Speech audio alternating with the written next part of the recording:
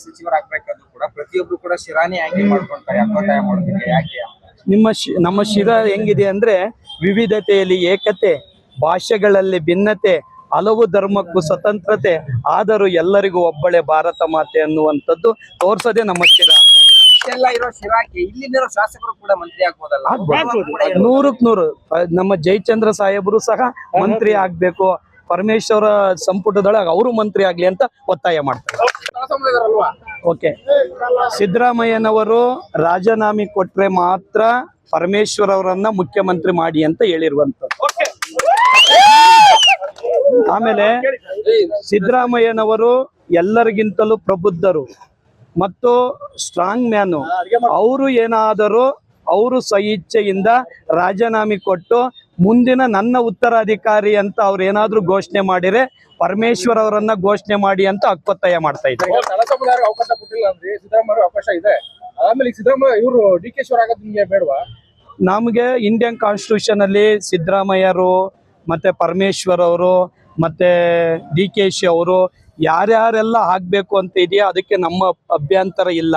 ನಮ್ಮ ಹಕ್ಕೊತ್ತಾಯ ಅಂದ್ರೆ ನೆಲ ಸಮುದಾಯದವರಿಗೆ ಧ್ವನಿ ಆಗ್ಲಿ ಅಂತ ಎಐಸಿಸಿ ಅಧ್ಯಕ್ಷನಾಗಿ ಮಲ್ಲಿಕಾರ್ಜುನ್ ಖರ್ಗೆ ಅವ್ರನ್ನ ಆಲ್ರೆಡಿ ಸೆಂಟ್ರಲ್ ಮಾಡಿದ್ದಾರೆ. ಅದು ಸೆಂಟ್ರಲ್ ಅಲ್ಲಿ ಮಾಡಿದ್ದಾರೆ. ಕರ್ನಾಟಕದಲ್ಲಿ ಇನ್ನೂ ಸಾಮಾಜಿಕ ಪ್ರತಿನಿಧಿ ತಾನೇ ಅವ್ರನ್ನ ಆಗ್ಲಿ, ಅವರು ಸೆಂಟ್ರಲ್ ಇದ್ದಾರೆ, ರಾಜ್ಯಕ್ಕೂ ಮಾಡಿ ಅಂತ ಕೊಟ್ರೆ ಏನ್ ತಪ್ಪಿಲ್ಲ ಅಂತ. ಹಾಗೆ ಈಗ ಶಿರಾದಲ್ಲಿ ಮಾಡ್ತೀರಾ? ಶಿರಾದಲ್ಲಿ ಮಾಜಿ ಸಚಿವರು ಇದಾರೆ, ಆಮೇಲೆ ಶಾಸಕರು ಇದಾರೆ, ಹಿರಿಯ ಮುಖ್ಯಮಂತ್ರಿಗಳಿದ್ದಾರೆ. ಅವ್ರನ್ನ ನೀವು ಒತ್ತಾಯ ಮಾಡಲ್ಲ? ಅವ್ರಿಗೆ ಮಾಡ್ತೀರಾ? ಅವರು ಕರೆದಾಗ ಮತ್ ಮಾಡ್ತೀವಿ. ಮಾಡ್ತೀರಾ? ಅಲ್ಲ, ಯಾರು ಕರೆದ್ರು ಸಾಮಾಜಿಕ ನ್ಯಾಯ. ಇವರು ಪ್ರೊಫೆಸರ್ ನಿಮ್ ಕರೆದು ಹೇಳಿದ್ದಾರೆ. ಅಲ್ಲ ಹಂಗಲ್ಲ, ಅಭಿಮಾನಿಗಳು ಕರೆದಿರುವಂತದ್ದು. ಎಲ್ಲ ಸ್ವಾಮೀಜಿಯವರು ಈ ಸಮಾಜದ ಧ್ವನಿ ಆಗ್ಬೇಕು ಅನ್ನುವಂಥದ್ದು.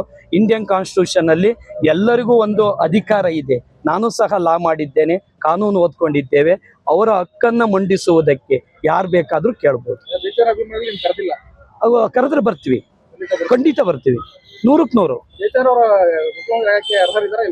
ನಾವು ಇಲ್ಲ ಅಂತ ಯಾರು ಹೇಳೋದಿಲ್ಲ. ಅದನ್ನ ಮಾಡೋದು ಕ್ಯಾಬಿನೆಟ್, ಶಾಸಕಾಂಗ, ಕಾರ್ಯಾಂಗ, ನ್ಯಾಯಾಂಗ ಇವೆಲ್ಲವೂ ಇದೆ.